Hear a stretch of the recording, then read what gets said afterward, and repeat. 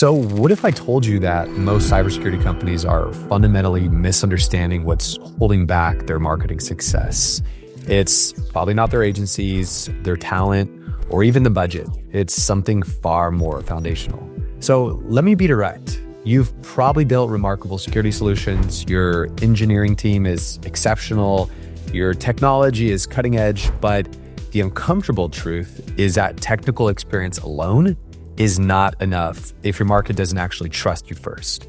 So right now, you're cycling through marketing agencies and budgets while your competitors are actually out building that crucial trust. So the data is pretty clear. 88% of cybersecurity vendors are actually failing to differentiate themselves, according to Gartner.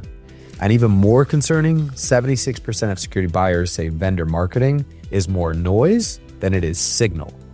So without addressing the real problem now, you may continue to actually keep investing hundreds of thousands or millions of dollars in marketing that actually fails to move the needle. Now, stay with me because I'm actually going to challenge everything you believe about marketing in the cybersecurity space. And fair warning, if you're comfortable with predictable results and continuous agency turnover, what follows might make you a bit uncomfortable.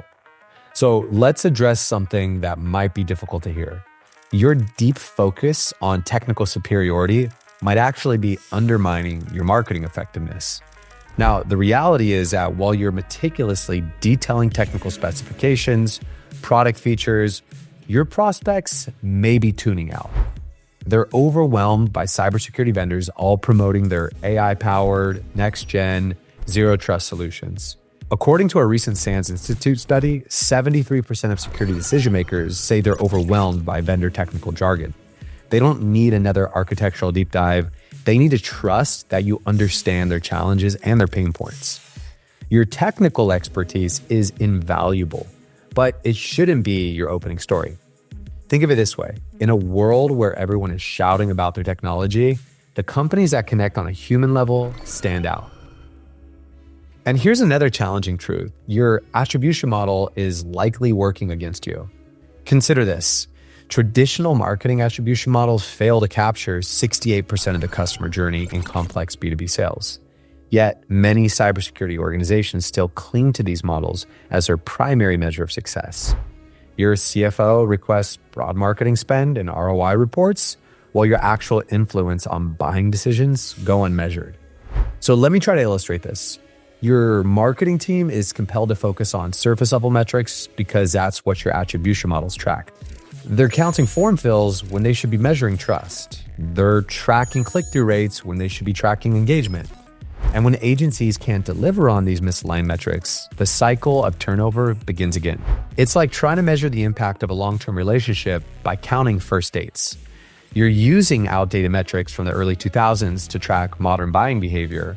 Meanwhile, your competitors who've evolved beyond this limited view are actually capturing market share while you're still maybe counting clicks.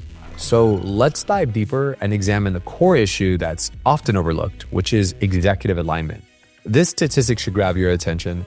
According to Forrester, 87% of marketing investments fail due to a lack of executive alignment.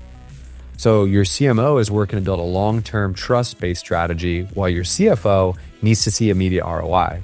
It's like trying to build a skyscraper when someone's measuring daily progress in inches. And that's why cybersecurity marketing leaders often come to us constrained by a system that prioritizes short-term metrics over long-term success. They're justifying basic static content marketing investments, traditional ad spend, while competitors are pouring millions into thought leadership. They're fighting to get attention from cybersecurity decision makers through very saturated and traditional channels, while others are building lasting relationships. So when immediate results don't materialize, the blame tends to fall on marketing teams or their agency partners. Now, here's the direct truth. Without change at the executive level, even the best marketing strategy will struggle to succeed. So what's the solution? Well, it starts with embracing a fundamental shift in how we approach cybersecurity marketing. Imagine transforming your brilliant subject matter experts into these respected market educators. Picture your CTO building a following of tens of thousands of security professionals on LinkedIn or YouTube who are actively seeking their insights and not looking for information with somebody trying to sell a product in between the lines. Envision your product team creating content that prospects actually reference and want to share to other people in their community. Well, this isn't even hypothetical. We've actually achieved this with companies similar years, but it requires something that many cybersecurity companies have not embraced yet: the courage to fundamentally change their approach. According to the Cyber Risk Alliance, companies that lead with education over product messaging actually see 3 times higher engagement rates and 2 times faster sales cycles. But this isn't a surface level change. And it's not just about making a few videos or running a few advertisements. It's about transforming your entire approach to how you engage your market. So at the end of the day, the choice is yours. You can continue the cycle of agency turnover and marginal results, or you can address the fundamental issues holding back your growth. So I'd love to hear your thoughts on these topics. Are there attribution models forcing the wrong marketing behaviors, or has, an engineering first culture shaped the way that you go to market in a way that isn't always positive? Or perhaps there's executive alignment that is a bigger challenge that you're struggling with right now.